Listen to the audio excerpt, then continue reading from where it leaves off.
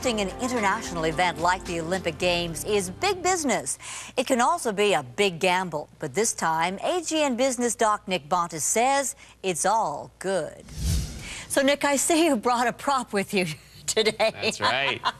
This is the torch you carried. Yeah, what a thrill. I mean, it was amazing. 300 meters, it felt like it lasted for 5 seconds only, but this is a great piece that I'm going to have in my home for the rest of my life. And you're part of Olympic history.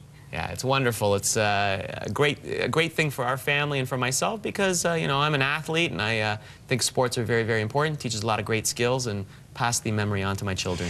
Well, and sports is very important to the economy. Just to segue into our first question here, let's look at the economic benefits of past Olympics.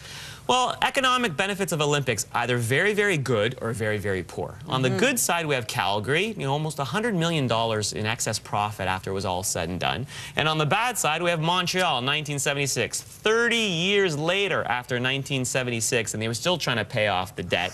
Generally speaking, you know, most Olympic Games typically break even, but it's not really about the money. It's about the brand, it's about the infrastructure, it's about putting the city on the global map. That's what it's really about. So when these games are all done, where do you think Vancouver will sit and Canada? Well, they're bringing lots of people in, and lots of people spend their money. We have 5,000 staff and volunteers, 1,300 athletes, and over 300,000 visitors expected in Whistler and Vancouver over those 2 weeks. And guess what they all have to do? They all have to eat, they all have to drink, they all have to stay in hotels, they're going to visit restaurants. So the actual expenditures and the economic benefits are typically coming from all those people that are coming into the city. But in addition to that, we also have the big investments, of course. The Vancouver Convention Center got built. And, you know, Vancouver is a wonderful city, but it never used to win a lot of meeting and convention business because its convention center was relatively small. We had the Sea to Sky highway that was built to connect Vancouver to Whistler. That was a very, very treacherous piece of road that now has been fixed. Yes. So that's a good big news. benefit. Yep. And also the rapid trains, the rapid train that's now going throughout Vancouver is a good thing. So transportation infrastructure, convention infrastructure, and of course accommodations, all positive things for Vancouver. So Vancouver will come out on the plus side after this is said and done. Yeah. Let's talk about the merchandise, who has rights, who doesn't, and how all that's going to play out. Well, we have official merchandisers and non-official merchandisers. Of course, the official merchandisers pay huge amounts of money to become sponsors. So big names like Samsung and Bell, you see lots of TV commercials for them. They're great too, aren't they? Absolutely. And we also have clothing merchandisers. For example, the Hudson's Bay Company is making all the clothing for the athletes, and you can go to Hudson's Bay as a spectator and buy the, you know, the red Canada emblem outfits. And in the U.S., Polo Ralph Lauren is doing the same merchandising for them. And if you recall, Roots, a couple generations ago, became really famous because they also were the official merchandiser.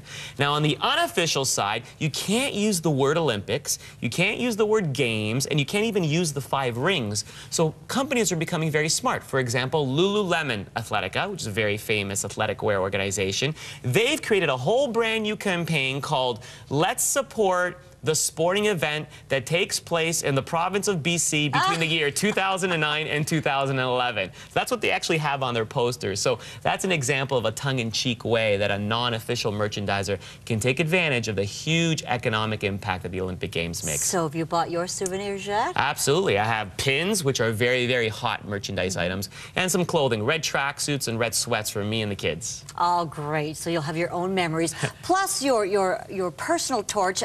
Be careful when you take it out of the building, will you, Nick? Okay, we'll see you next time.